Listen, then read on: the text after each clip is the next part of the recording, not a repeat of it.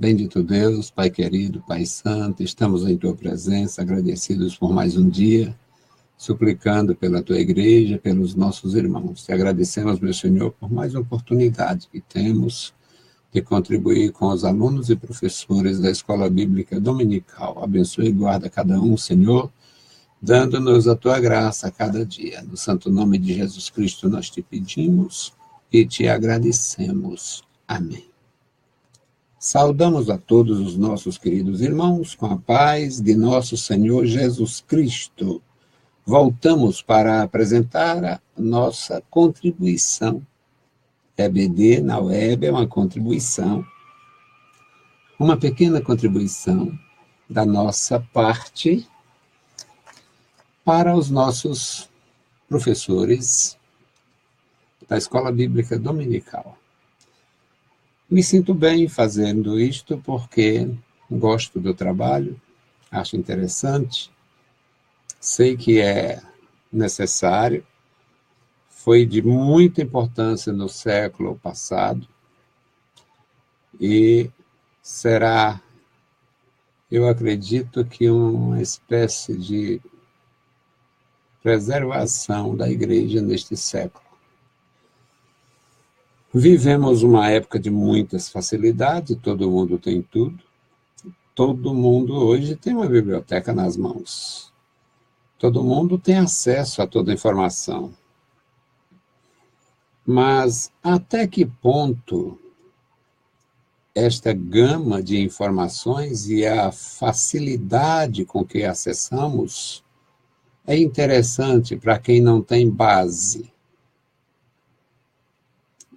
Eu não tenho a menor dificuldade em ser incisivo. Até que ponto é vantajoso um indivíduo sem formação, de formação mediana ou baixa formação, e a gente não é hipócrita para não reconhecer isto, eu sou uma pessoa de baixa formação, comparando com os astros da cultura e do saber. E até que ponto é positivo acessar a todas as informações e ter contato com autores ateístas, satanistas, filósofos no melhor sentido da palavra, e filósofos no pior sentido da palavra. E tem essa diferença na filosofia? Claro que tem. Um filósofo temente a Deus, ele é grandemente conhecedor e não se torna ridículo. Um filósofo ateísta, ele é conhecedor, limita a existência das coisas ao seu conteúdo e se torna absolutamente ridículo. Isto é para começar. E até que ponto é vantajoso para mim, crente em Jesus, cooperador na Escola Bíblica Dominical, ter acesso a material produzido por filósofos questionáveis? Nós estamos com as igrejas lotadas, as religiões estão se multiplicando, e os teólogos que aparecem, eles podem, e em muitos casos, eles negam a realidade dos dons, eles negam a inspiração plenária das Escrituras, eles negam a essência das Escrituras. E se eu não tenho formação, a formação me ajuda a defender, ajuda na minha defesa. Se eu não tenho, até que ponto isso é positivo? É para você pensar, é para nós pensarmos, e agora realmente eu vou para o nosso tema, perseverando na fé. Perseverando na fé é o nosso tema, lição número 12, e o textuário diz: ao que vencer, lhe concederei que se assente comigo no meu trono, assim como eu venci e me assentei com meu Pai no seu trono. Apocalipse 3:21. Verdade prática. A vida cristã exige perseverança, coragem e determinação. Há uma gloriosa promessa para quem perseverar até o fim. A perseverança é a resposta à nossa redenção. Eu ou qualquer pessoa, poderia passar décadas na igreja, poderia prestar relevante serviço ao reino de Deus e à denominação, e deveria continuar com o mesmo cuidado no que diz respeito à perseverança, porque nós conhecemos na história e na experiência de convivência pessoas que viveram muito bem, trabalharam muito bem até certo ponto. Uma década, 2, 3, mais. E nós temos esses exemplos na nossa maravilhosa Assembleia de Deus. Homens que passaram a vida toda como pastores, agora estão enveredando este engano, esse canto da sereia de Satanás, de virar apóstolo. Assembleiano velho, com 70 anos de vida, 40 anos ou mais de ministério, agora apóstolo, e a mulher é pastora. Isto é vergonhoso, é apostasia, é estupidez. Eu posso dizer que este cara está indo para o inferno? Não. Mas perseverando na doutrina, ele não está. E se continuar assim, vai perecer. Então, meus amados, o tema é importante, é maravilhoso e é necessário. A conclusão da verdade prática aqui ele diz: há uma gloriosa promessa para quem perseverar até o fim. O Senhor diz na sua palavra: aquele que perseverar até o fim será salvo. Isto é o que importa. No conceito e ensino do Filho de Deus, ele pergunta: o que adianta o homem ganhar ou granjear o mundo inteiro perdendo a sua alma? A resposta conclusiva de Jesus Cristo é que não adianta nada. O que é mais importante do ser humano é a sua essência. A essência do homem é a alma. Aqui o corpo envelhece, morre e acaba, mas a alma não. A leitura em classe, meus amados, segundo aos Coríntios, capítulo 4, versículos 6 a 8, um texto bem pequeno, mas muito importante, porque fala desta realidade que nós precisamos guardar na nossa vida, no nosso coração. O apóstolo Paulo estava, conforme o seu pensamento, no fechamento da sua missão, era a conclusão da sua obra, da sua vida, da sua história de sofrimento, da sua grande vitória na obra de Deus. Porque eu já estou sendo oferecido por aspersão de sacrifício, e o tempo da minha partida está próximo. Combati o bom combate, acabei a carreira, guardei a fé. Desde agora a coroa da justiça me está guardada, a qual o Senhor, justo juiz, me dará naquele dia.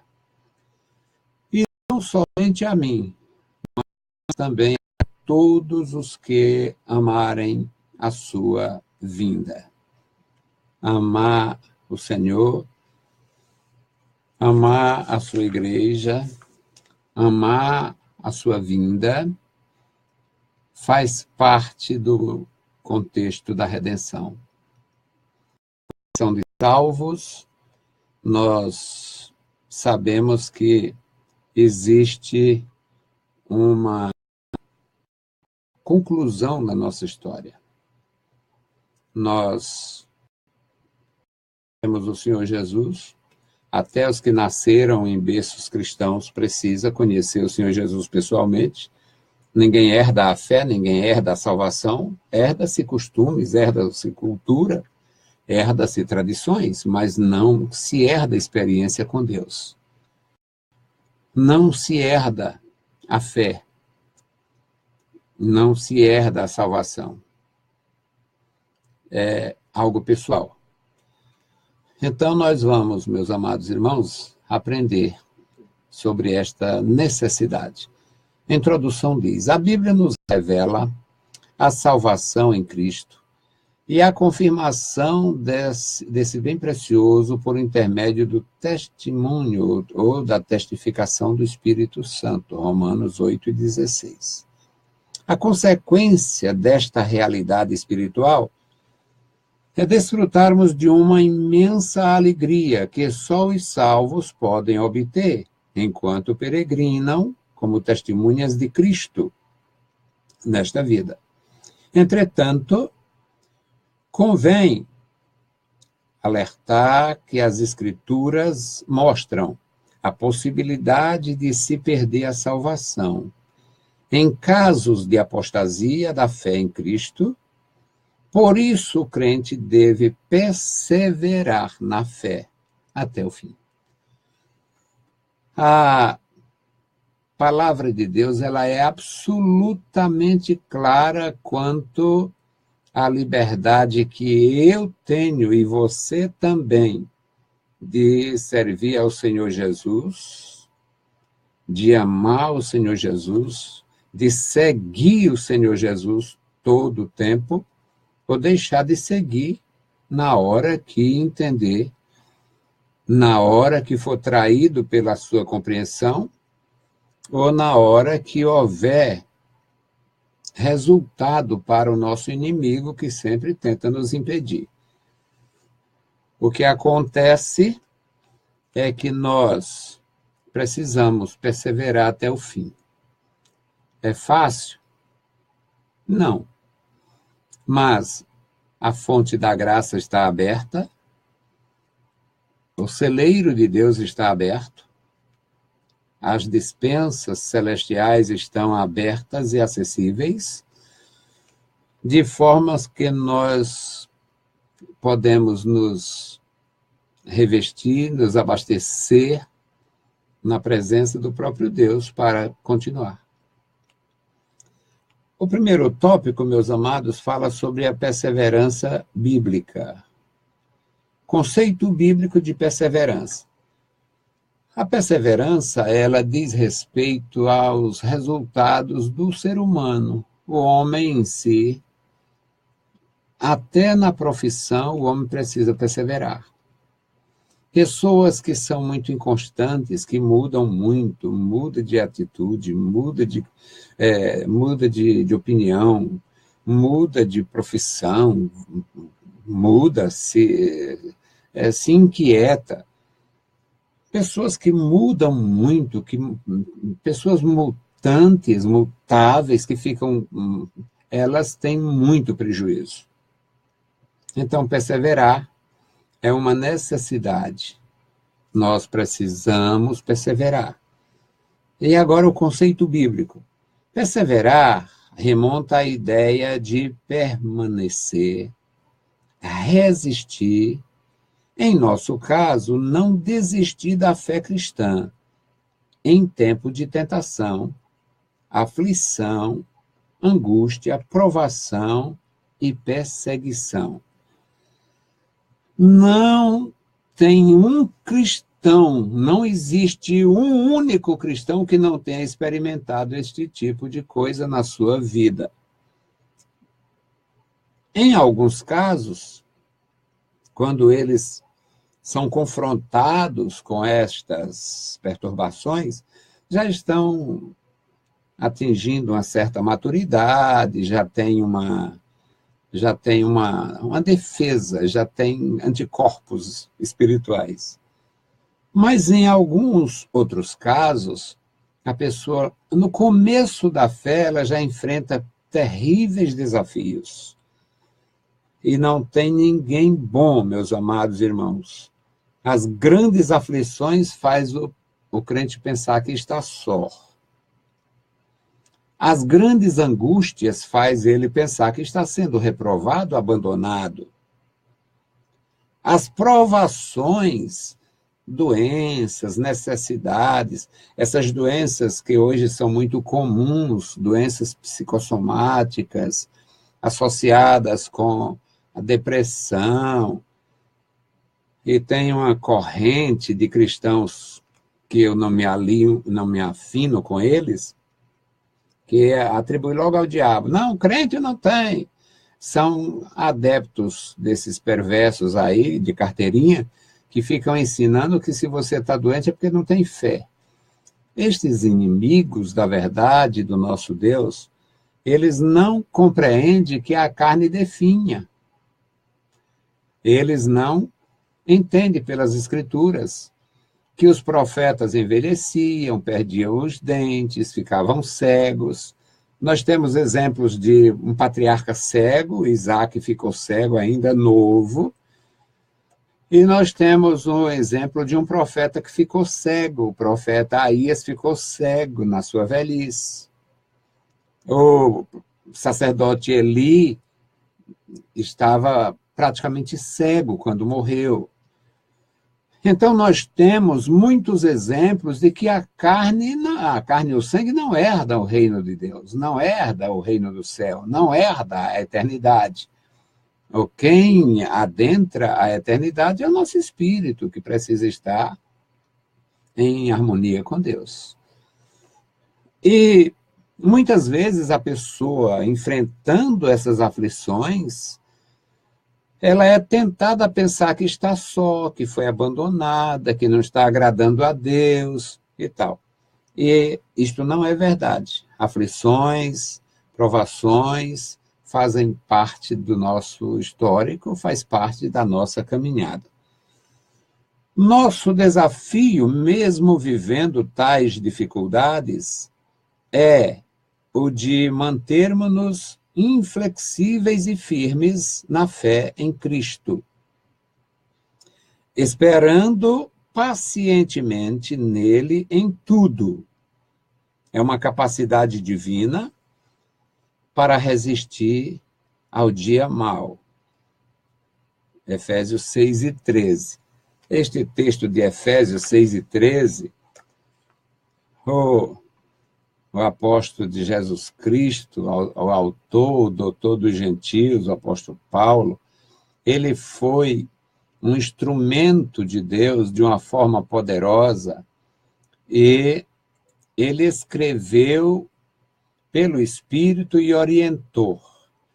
Eu lendo o versículo 12, Efésios 6:12, ele diz: porque não temos que lutar contra a carne e o sangue, mas sim contra os principados, contra as potestades, contra os principados das trevas deste século, contra as hostes espirituais da maldade nos lugares celestiais. Portanto, tomai toda a armadura de Deus, para que possais resistir no dia mau, e, havendo feito tudo, ficar firmes. O dia mau, mencionado aqui, meus irmãos, não podemos esquecer o dia de um ataque dessas hostes infernais. A nossa luta não é contra a carne e o sangue. Às vezes a gente até quer lutar contra a carne e o sangue. E às vezes a gente poderia tentar e não ter sucesso.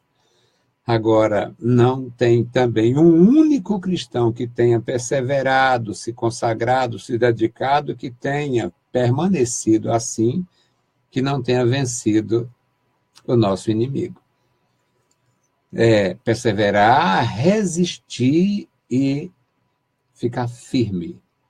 Depois de fazer tudo, continuar firme.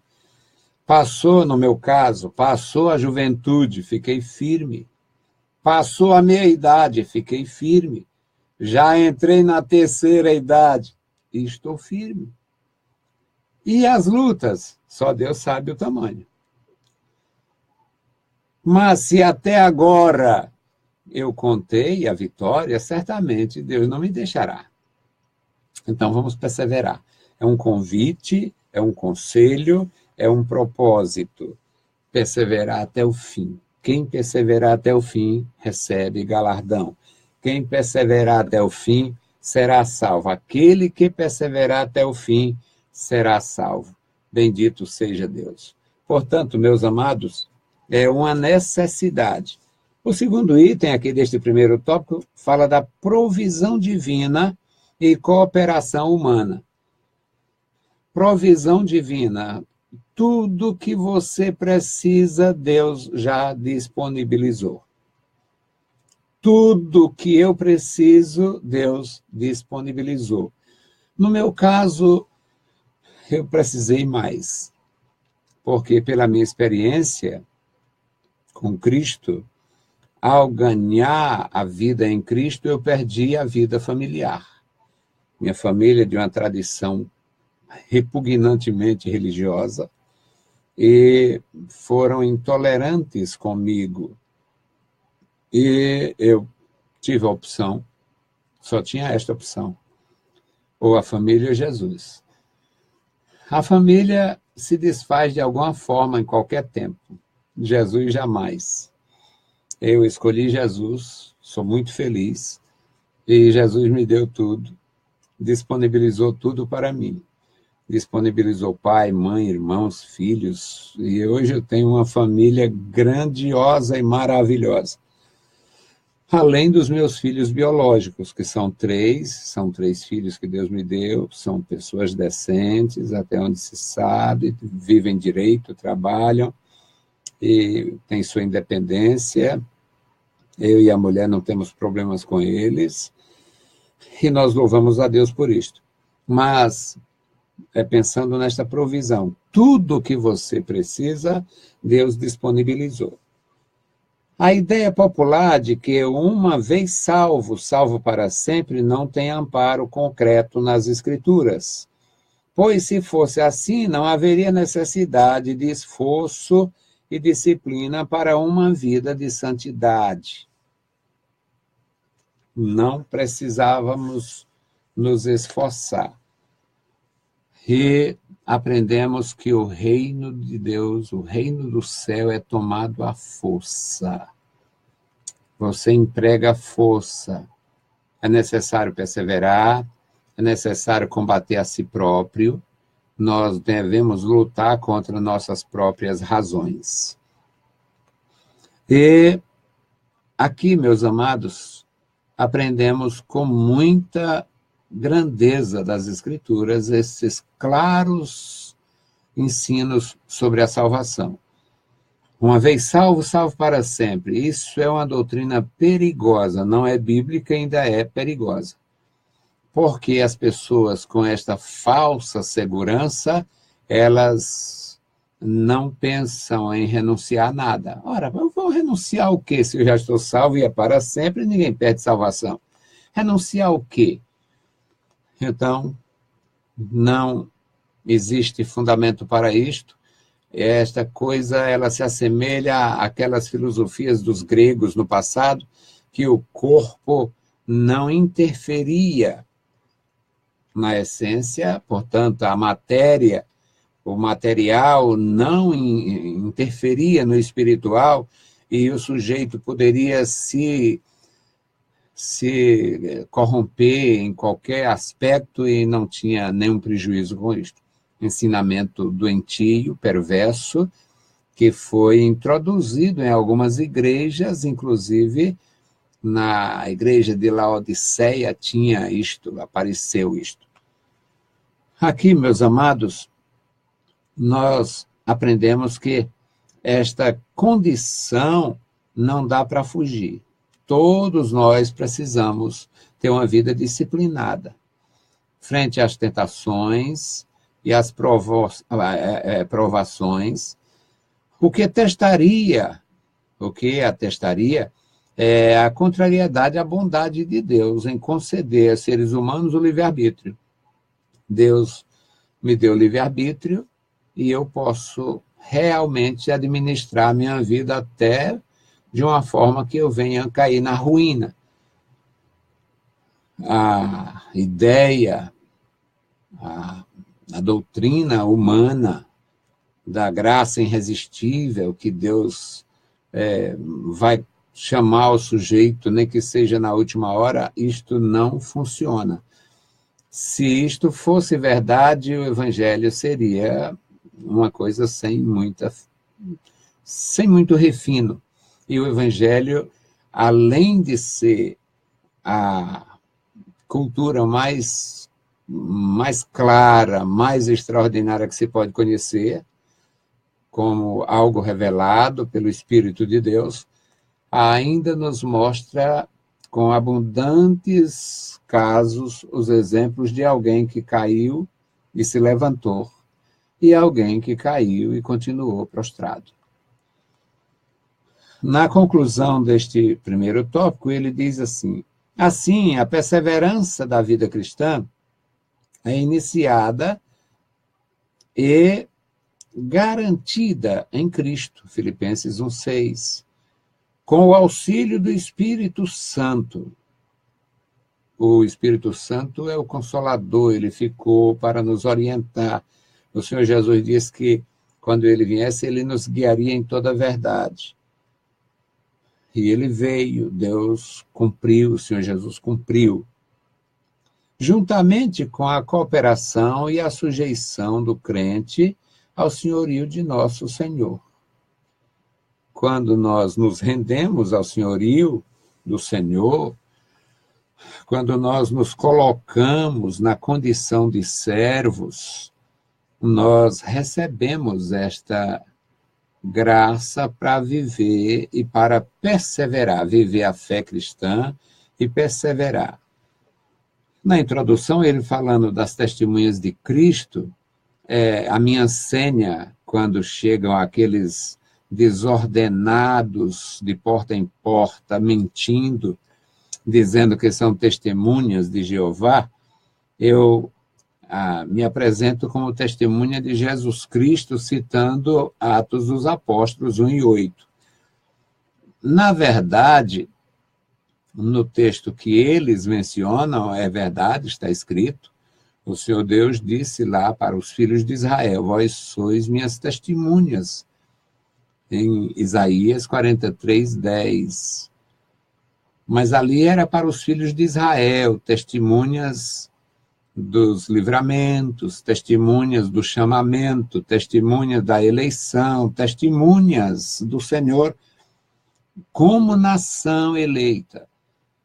No caso de Atos 1:8, nós somos testemunhas de Jesus Cristo como povo salvo, como servos do Senhor Jesus. Lá, o conceito era de salvação nacional e testemunho de milagres. No caso, nas Escrituras, no Novo Testamento, o conceito é de salvação espiritual e o testemunho é para salvos de todas as nações. Então, nós precisamos estar submissos ao senhorio de Cristo. O segundo tópico, meus amados, fala do conceito, conceituando a apostasia. Apostasia, do grego apostasis, que significa afastamento, remonta ao abandono premeditado e consciente da fé cristã.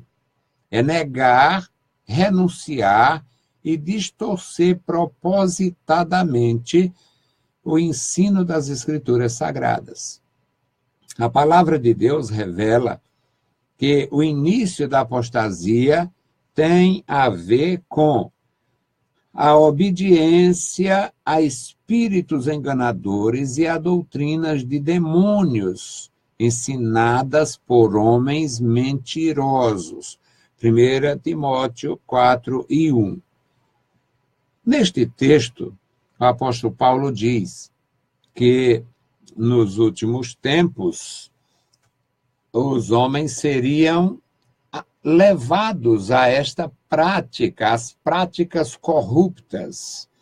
Aqui em 1 Timóteo 4:1, nós vamos ver como é tratado aqui pelo apóstolo de Jesus Cristo. Mas o Espírito expressamente diz que nos últimos tempos apostatarão alguns da fé, dando ouvidos a espíritos enganadores e a doutrinas de demônios, pela hipocrisia de homens que falam mentiras, tendo cauterizado a sua própria consciência. Aí ele descreve, a partir do versículo 3º, alguns dos atos, algumas das ideias desses homens perversos, proibindo o casamento, proibindo alimentos, ordenando abstinências e tal. Não podemos negar que nós estamos vivendo um período perigoso no tocante a isto. Eu estava conversando com um irmão e dizendo que estava com uma síndrome. Eu criei uma síndrome só para mim. Ele disse, que síndrome é essa? Eu digo, o trauma de Igreja Nova. TIN. Trauma de Igreja Nova. A gente ri porque eu faço graça com tudo. Eu não sou engraçado, mas eu gosto. Eu faço graça com tudo. Estou com trauma, eu estou com TIN. O que é isso? É uma síndrome. Eu criei só para mim. É trauma de Igreja Nova. Justificando. Eu não conheço, não significa que não exista, porque eu não sou obrigado a conhecer tudo, eu sou muito limitado. Mas eu não conheço uma igreja nova que esteja restaurando o ensino apostólico. Eu não vejo, não surgiu que seja do meu conhecimento uma igreja, uma única igreja nova, nem as que trazem a placa roubada, nem aqueles ladrões de placa que roubaram a placa da Assembleia, da velha Assembleia, e botaram lá nos seus empreendimentos de mutreta. Assembleia de Deus, nova vida. Assembleia de Deus, nova experiência. Assembleia de Deus, nova unção. Assembleia de Deus, novo rumo. Assembleia de Deus, nova nuvem. Bom, eu não sei, inspiração não falta. Mas eu não vejo uma única igreja nova pregando santidade, pregando consagração, pregando modéstia. Pelo contrário, até as nossas jogaram a modéstia pela janela da condução. E podemos ou não associar com 1 Timóteo 4? O Espírito expressamente dizendo, ou o Espírito expressando no que está acontecendo. Homens corruptos, corrompendo os outros, mente cauterizada, uma vaidade lucifética, inventar bobagens aqui, a vaidade de Lúcifer. O sujeito posta toda hora, porque está com a agenda livre, porque está vindo não sei de onde, vai não sei para onde, vai porque não sei o quê. Por mim, morria de fome. Pastor Balaão, comigo não. Não teria nada que fizesse eu receber um obreiro oferecendo serviços refinados. E refinado de que forma? Nossas escoletas aí. As assembleianas mesmo, oferecendo o curso de 6 meses para o cara se tornar pregador eficaz. Me engana que eu não gosto. Não gosto de ser enganado. Não existe homem nenhum neste mundo que seja capaz de, em 6 meses, aprender a ser um pregador eficaz. Até porque ninguém aprende eficácia na pregação. Eficácia na pregação se recebe através da unção do Espírito de Deus. Eu posso receber informações e habilitação, a carteirinha e tal, que hoje vale muito. Mas, meus irmãos, o que está acontecendo é que o Espírito continua expressando que essa coisa está pegando, está sendo muito complicado. E até que ponto nós estamos seguros? Na continuação aqui, depois da referência de 1 Timóteo 1, 4 e 1, ele diz que esses indivíduos torcem o conteúdo do ensino bíblico, negando a pessoa ou a obra de Jesus Cristo, ou os dois.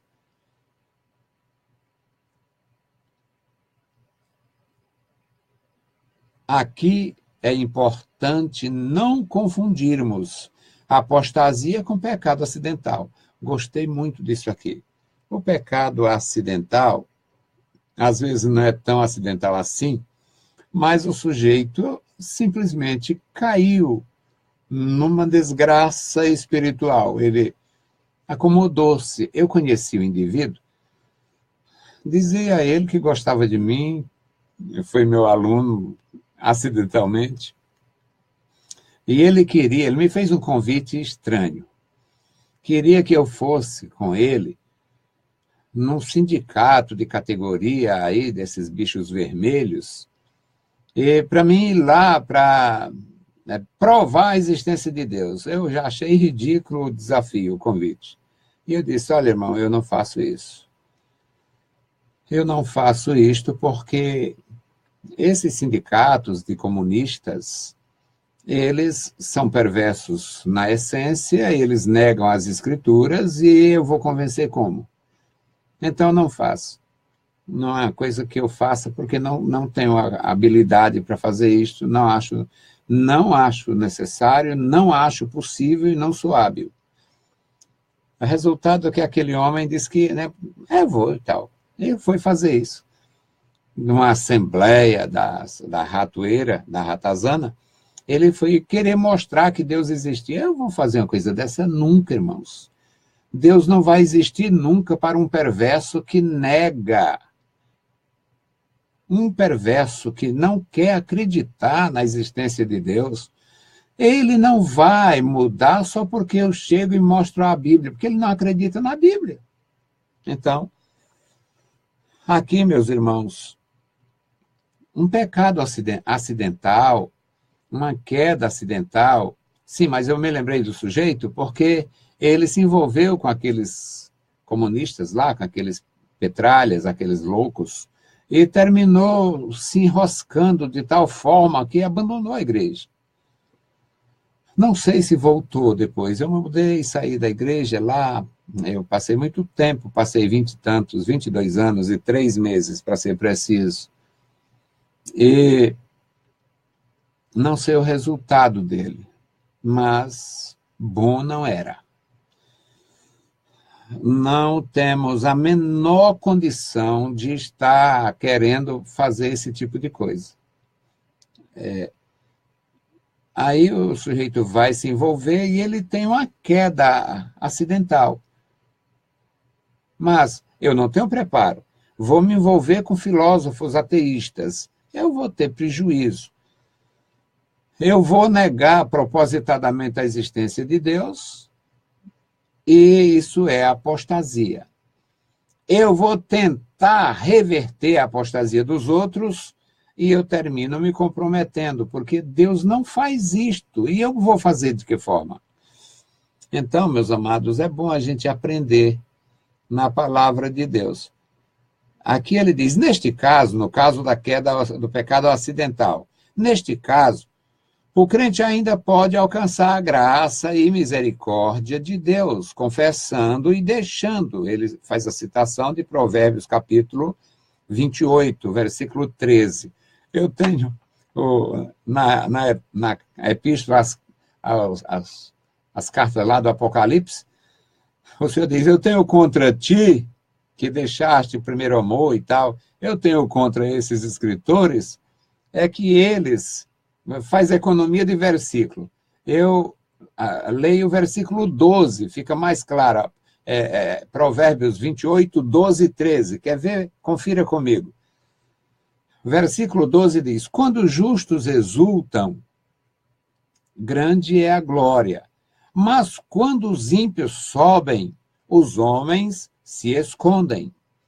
O que encobre as suas transgressões nunca prosperará, mas o que as confessa e deixa, alcança misericórdia. O texto bíblico, meus amados, fala sobre a queda acidental.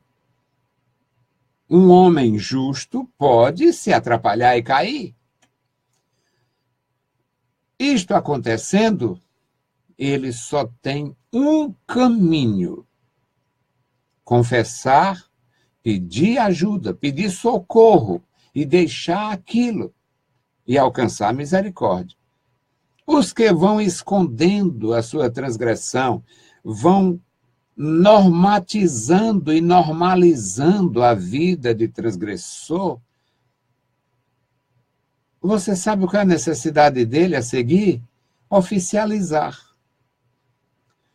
É por isto que muitos estão hoje defendendo ideias que são absolutamente contrárias às Escrituras. Apesar do tema ser fétido, não posso deixar de tocar aqui. Imagina uma igreja que se diz cristã admitindo e celebrando casamento homoafetivo. Homem com homem, mulher com mulher.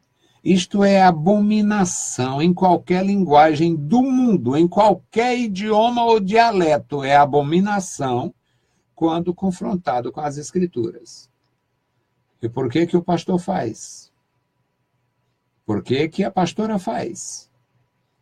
Por que que a igreja celebra? Porque ela é apostata, já apostatou. Não posso ser mais claro, é impossível. E as consequências? Existem, sim. Não quer ter consequência, não existe, não faça nada. Não quer sofrer reprovação, não quer ser diminuído, atacado, não faça nada. Fique paralisado, paralítico na fé. Mas, se fizer, tem reação. Então, o ideal é, para pecados acidentais, confessar e abandonar. Do contrário, vai ser necessário regular o pecado. E é o que estão fazendo. Aquela é decisão deliberada. A apostasia, aqui ele diz. Neste caso, o crente está, voltando um pouquinho, neste caso, o crente ainda pode alcançar a graça e misericórdia de Deus, confessando e deixando. Provérbios 28, 12, 13. Na verdade, aqui é só o versículo 13. Aquela é decisão deliberada e prometida, sendo impossível voltar atrás. O sujeito que ele passa a admitir que Deus estava errado. Deus estava errado quando disse que a feiticeira não deixará viver, não era permitido receber oferta de homossexuais no santuário, nem de prostituição, masculina ou feminina.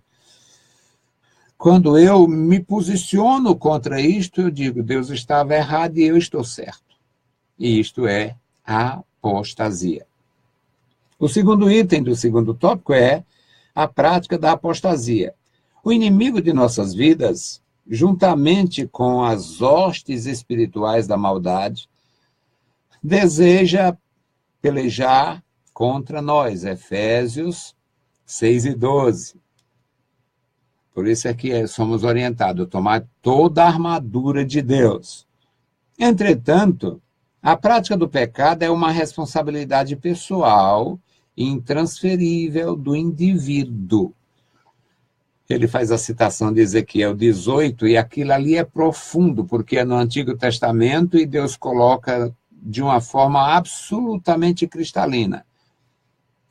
Deus falando para o seu profeta, para Ezequiel, diz, olha, quando eu disser ao ímpio, você está no caminho da perturbação, da desgraça, da morte, da condenação, Portanto, se eu avisar o ímpio, através de você, Ezequiel, se eu avisar o ímpio e ele se corrigir, ele recebe o benefício. E quando um justo deixar-se conduzir pelo mal, então, no capítulo 18 de Ezequiel, é apresentado as duas situações. O ímpio deixando a impiedade, largando a prática da impiedade e buscando a conscientização espiritual. E o justo deixando a prática da justiça e caindo na corrupção. É feito das duas formas, é colocado das duas formas, o justo que abandonou a justiça e o ímpio que abandonou a impiedade. E ainda tem um terceiro caso que ainda deixa mais claro ainda. Se o justo gerar um filho ímpio, a justiça do justo não influencia no destino do ímpio. Da mesma forma, se o ímpio gerar um filho justo, e nós temos casos assim nas Escrituras, homens que foram verdadeiros perversos. Quem foi o pai de Manassés? O pai de Manassés foi o rei Ezequias, um homem justo. Eu acho que dos mais justos, não porque a Bíblia dissesse, mas porque ele disse, Senhor, tu sabe que eu ando justo na tua presença. Então, meus queridos, Deus aumentou a idade, o tempo dele, mais 15 anos e tal. Naquele período ele gerou o infame Manassés. Nós temos esses casos nas Escrituras. Nesse sentido, a partir desta referência de Ezequiel, nesse sentido, a apostasia sempre será praticada de maneira consciente. Ninguém, homem nenhum, se torna apóstata por incidente. A apostasia é algo deliberado, é consciente. É consciente. Deliberada e voluntária. Veja alguns exemplos de apostasia nas Escrituras. O que significa apostasia? Rejeição consciente e voluntária à obra de Cristo. João capítulo 13, versículos 25 a 27. Pecado voluntário, consciente. Pecado voluntário e consciente. Ele dá o exemplo aqui, Atos capítulo 5, o caso do Ananias e da Safira, mentindo. Se combinaram para mentir. Eu, sinceridade, já que eu tenho essa minha, não sei se posso dizer, precipitação de querer ser mestre, eu não concordo, não concordaria, não colocaria o caso de Ananias e Safira como uma apostasia. Eu colocaria aquilo ali, na verdade, como uma falha grave. Uma falha grave, porque se eu coloco como apostasia, eu praticamente tenho que julgá-los como condenados. E a Bíblia não me autorizaria a fazer isso. Dizer que o Ananias e a Safira foram para o inferno. Eu não diria. E no céu não tem a bancada de apóstatas, tem de apóstolos. Os apóstolos verdadeiros, esses falsos aí vão para o inferno também. Então, meus amados, neste segundo caso, eu pediria a vênia do autor para me discordar. Ananias e Safira não foi apostasia, foi uma falha grave. A igreja era nova, estava nascendo, eles foram influenciados por Barnabé e não pelo Espírito Santo, porque o Barnabé estava completamente desprendido de coisas materiais. Vendeu a propriedade e entregou tudo. O Ananias e a Safira não estavam completamente desprendidos de coisas materiais. Venderam a propriedade e retiveram a parte. E o irmão Freire não vê como apostasia, vê como uma falha grave. Até Pedro também não disse, vocês apostataram da fé. Pedro disse assim, vocês mentiram. E não mentiu aos homens, não mentiu ao Espírito Santo, mentiu para Deus. Então, não sei se eu sou perdoado por vocês ou pelo autor, mas eu vejo assim. E eu não tenho como dizer outra coisa. Eu não posso dizer uma coisa que eu não acredito. Eu não posso dizer uma coisa que eu não acredito. Eu não acredito que, no caso da Ananias e Safira, se coloque como apostasia. Foi um pecado deliberado? Foi. Eles se combinaram em casa, mentiram um para o outro. Combinaram a mentira. Mas, apesar de eu ver como uma falta grave, não era uma negação da fé, era, na verdade, era uma declaração. Minha fé é frouxa, minha fé é fraca, minha fé é insuficiente, minha fé não está como deveria. Eu acho que é mais ou menos isto. Louvado seja Deus. E aqui, meus amados, o terceiro caso que ele fala é sobre ensinos heréticos. Aí o texto é 2 Pedro, capítulo 2, versículo 1, e nós vemos o seguinte, aqui, meus irmãos, a instrução que Pedro, 2 Pedro 2:1, essa instrução é parecida com a instrução de 1 Timóteo 4. Pedro diz, 2 Pedro, deixa eu ver a referência, 2:1. 2 Pedro 2:1, ele diz, e também houve entre o povo falsos profetas, como entre vós haverá falsos doutores, que introduzirão encobertamente heresias de perdição, negarão o Senhor que os resgatou, trazendo sobre si mesmo repentina perdição. Lá, 1 Timóteo 4:1 diz, o Espírito expressamente diz que os homens introduzirão, ou seja, haveria uma correlação dos dois textos, mostrando que a questão é pessoal. Homens, indivíduos que querem que o seu rebanho cresça, aí facilita a vida do rebanho, facilita para ter homossexuais na igreja, facilita para ter prostitutas na igreja, facilita para ter ladrões, gente desonesta na igreja, facilita para ter amasiados na igreja, pessoas vivendo maritalmente, porque é um compromisso. Eu confesso a minha ignorância e não sei se aquela lei ainda é real, ainda existe, uma lei que eu abominava esta lei e eu combatia anos passados, que as viúvas de militares, elas eram condenadas a viver na prostituição, porque se elas casassem, perdiam o soldo, perdiam aquilo que o marido deixou, que era, digamos, o esposo deixou para a garantia da família, para a manutenção da viúva e dos filhos, mas a mulher ainda nova, tem direito a casar, a refazer sua vida. Se ela casasse, perdia. Elas ficavam na vida de prostituição ou vivendo maritalmente e igrejas adotavam isto. Alguns pastores tinham até um jeitinho safado de aprovar esse tipo de relacionamento. Então, meus amados, nós não podemos facilitar coisas que a Bíblia não facilita. Isso é corrupção de qualquer forma. O terceiro tópico, meus amados, aqui é sobre Cristo garante a salvação. Cristo garante a salvação. É o terceiro tópico. A salvação somente em Jesus, todo crente sabe disto, todo mundo sabe, até o ímpio sabe que Jesus é o Salvador, não aceita a salvação. Então aqui, primeiro item desse terceiro tópico diz assim, embora haja a possibilidade de o crente apostatar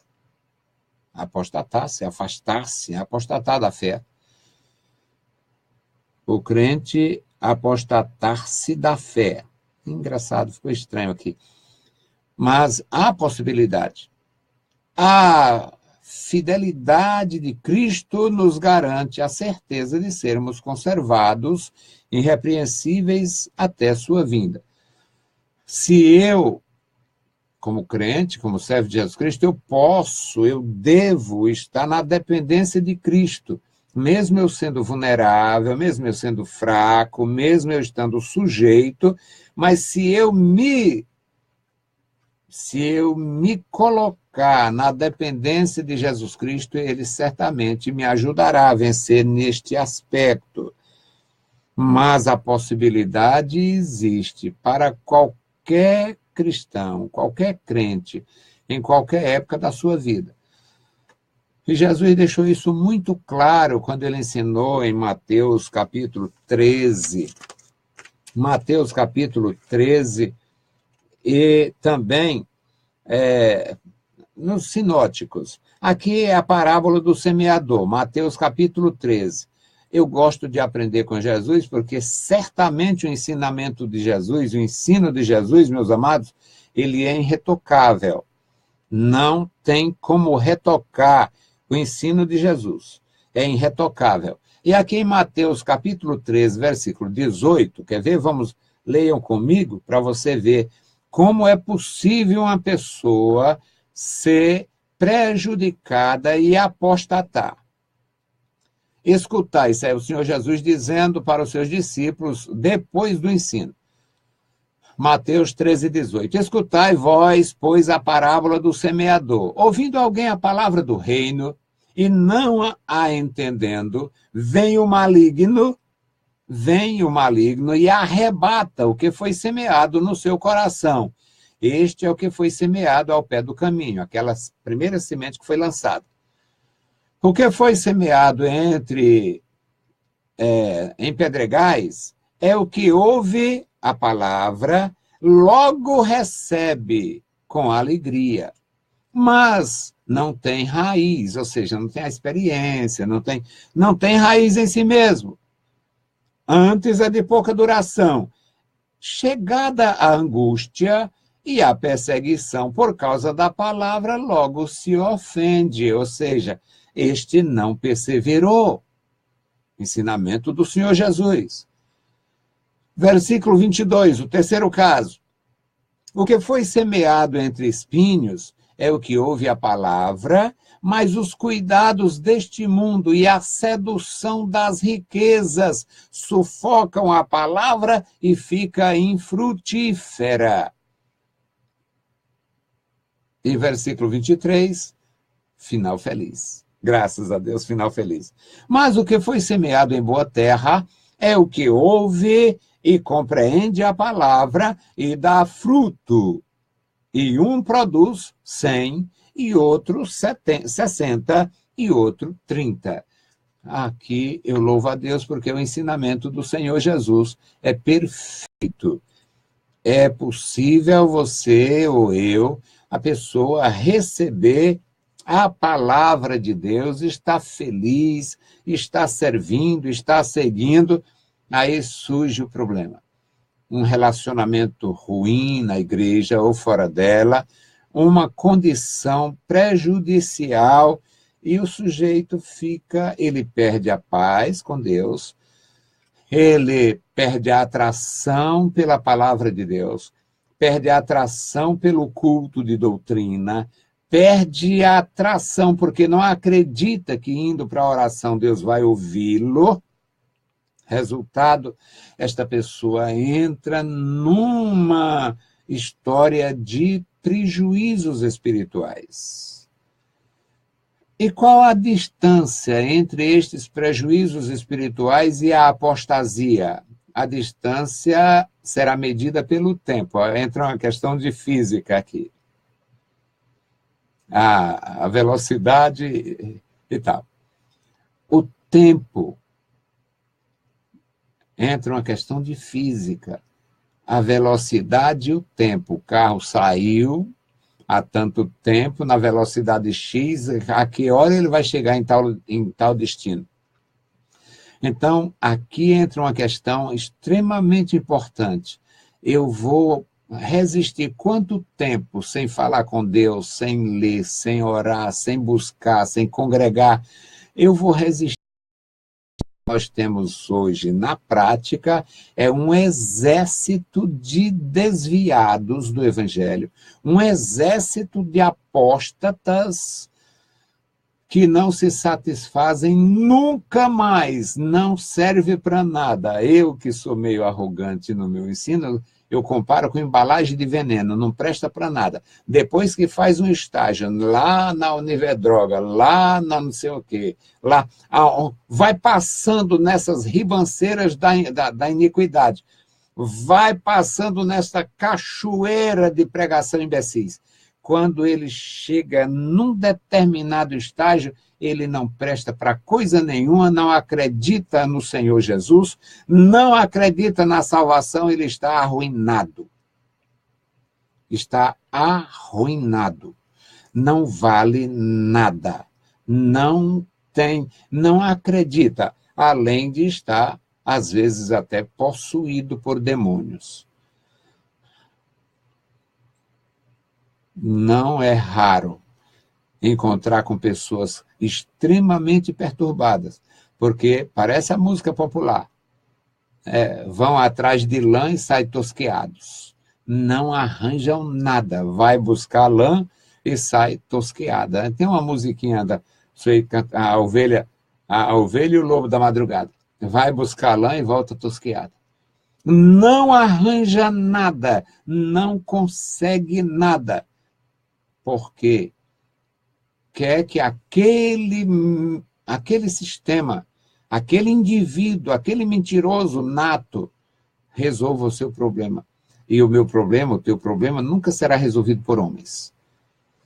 Nosso problema, principalmente de segurança espiritual, é resolvido com o Senhor.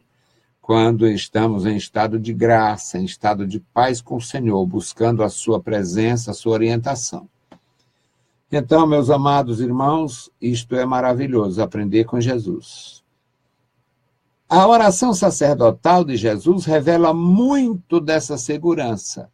Aí ele cita aqui o texto da palavra de Jesus. Dou-lhes a vida eterna, e nunca hão de perecer, e ninguém as arrebatará da minha mão, ou das minhas mãos. João 10:28. A nossa segurança, meus amados, ela não é como uma coisa que foi determinada. Olha, eu confessei Cristo, recebi o perdão, recebi o benefício, estou isento. Não existe isto. Eu recebi Cristo, recebi o perdão, estou seguro com Cristo, se perseverar em comunhão com Ele todos os dias. Comunhão com Ele todos os dias. Por isso é que Jesus não ensinou, Jesus ensinou a orar e disse, nos dá hoje. Nos dá hoje.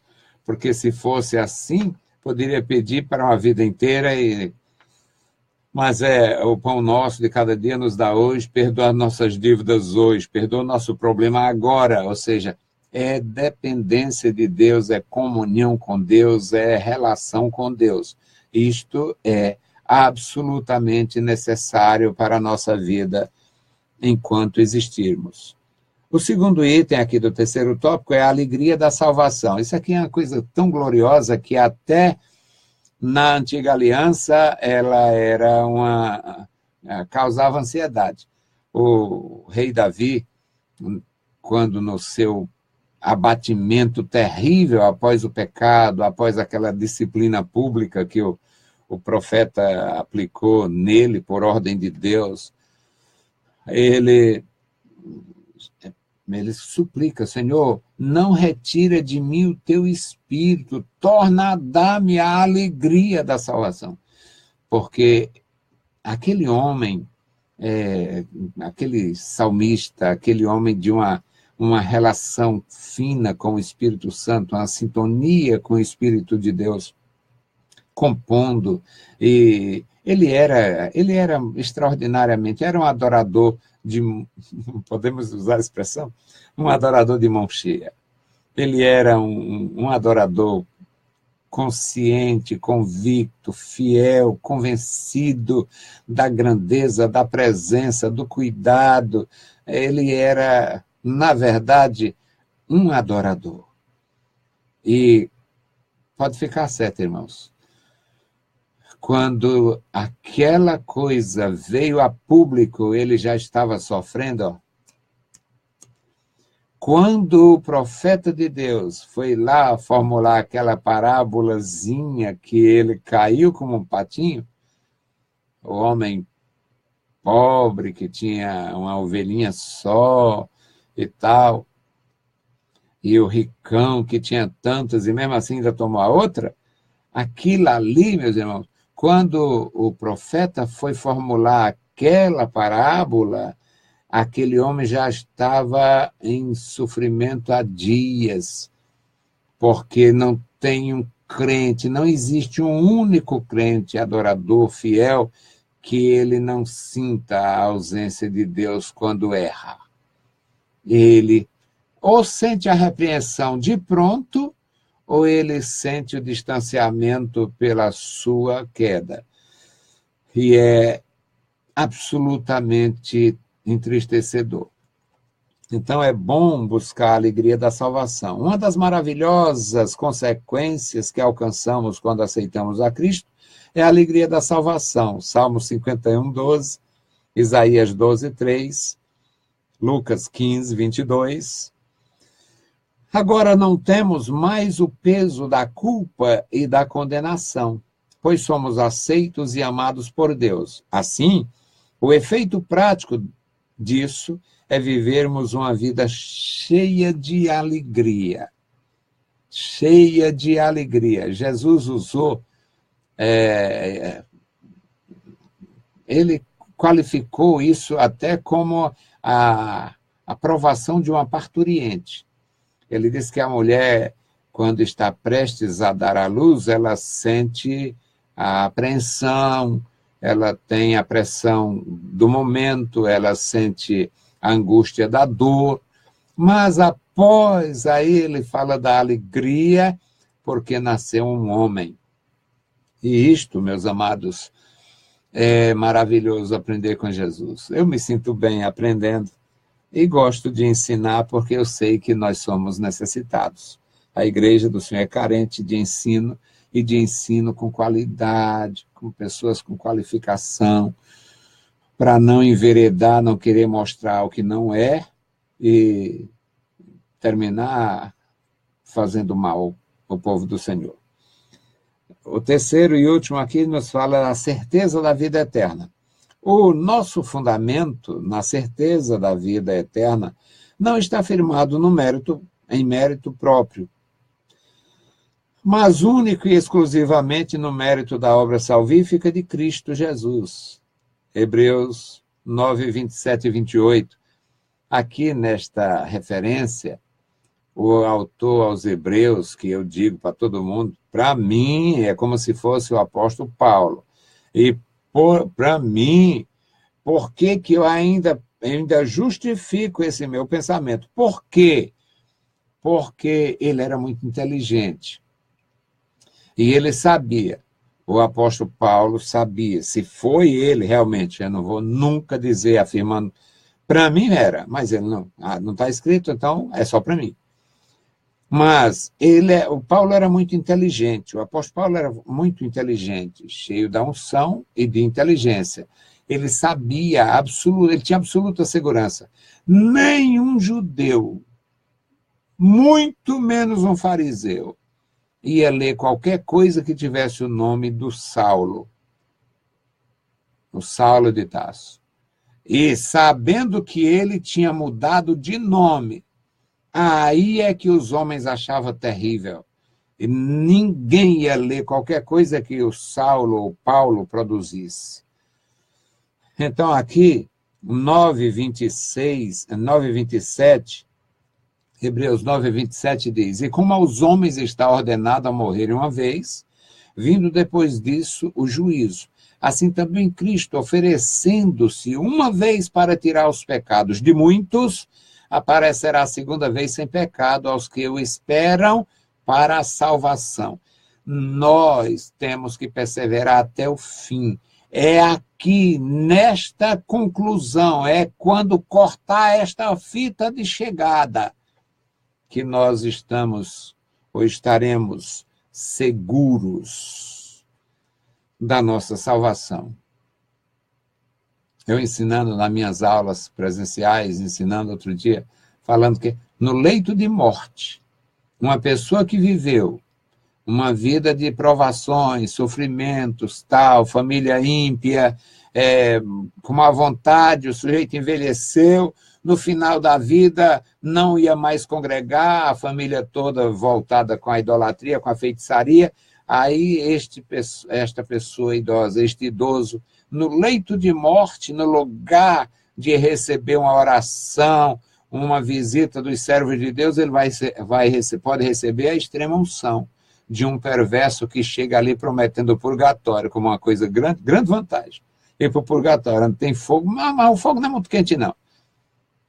É doutrina de Satanás. Mas é provável, é possível que no leito de morte o sujeito ainda seja desviado por um amaldiçoado que pregou a vida inteira contra o evangelho de nosso Senhor Jesus Cristo. Então, meus queridos, nós precisamos receber a palavra e perseverar. Embora tenhamos o livre-arbítrio para tomar decisões, o Espírito Santo age para nos convencer do caminho, para nos ensinar o caminho e nos convencer do caminho errático. João 16:8. Ainda que falhemos em alguma coisa, nosso Senhor nos prende por meio dos laços do amor, fazendo-nos ou trazendo-nos de volta ao aprisco. Não tem saída, eu dependo de Jesus e você também. Cantamos na velha e querida harpa cristã. Dependo de Jesus, nós dependemos de Jesus. É Cristo, é com Cristo, só em Cristo e por Cristo que você será salvo. E é necessário perseverar até o fim. A conclusão diz: o perigo da apostasia é uma realidade, mas a certeza da vida eterna é uma dádiva tão gloriosa que suplanta esse perigo. Não há o porquê de procurar contradição quanto à relação entre a soberania de Deus e o livre-arbítrio do homem. Deus é poderoso para, em Cristo, nos guardar até o dia final, até o fim, a fim de que perseveremos nele, em meio às provações da vida. Na nossa provação, tem pessoas que o sofrimento prolongado, o sofrimento agudo, causa muita tristeza. E, às vezes, desencoraja para continuar lutando. Mas vale a pena. Com Jesus Cristo você chega, e chega forte, chega vitorioso. Eu louvo a Deus porque creio assim, e louvo a Deus porque ensino assim, e vamos perseverar. A minha história, até agora, é de quem quer ver a luz da cidade, entrar na cidade pelas portas e ver a glória de Deus. Por enquanto, eu continuo olhando para o céu, vendo por fora, já acho lindo. Já acho muito bonito ver o céu pelo lado de fora, mas eu quero ver pelo lado de dentro. Então, perseverar até o fim é preciso. Bendito Deus, Pai Santo e querido que estás nos céus, nós te louvamos, te exaltamos, bendizemos e agradecemos pela tua bondade. Obrigado pelos meus irmãos, obrigado pela tua igreja, dá graça a cada um, abençoa os professores da Escola Bíblica Dominical, os superintendentes, os alunos, os pastores, Pai, que possam dar apoio e dar exemplo, participando da Escola Bíblica Dominical. No maravilhoso nome de Jesus Cristo nós te pedimos e te agradecemos. Amém. Saudamos a todos com a paz de nosso Senhor Jesus Cristo. Se o Senhor permitir, na próxima semana voltaremos para mais uma contribuição com a EBD no ar. EBD na web, nossa participação é pequena, mas valiosa, eu acredito. Deus abençoe cada um de vocês. A graça de nosso Senhor Jesus Cristo repouse sobre vós. Amém.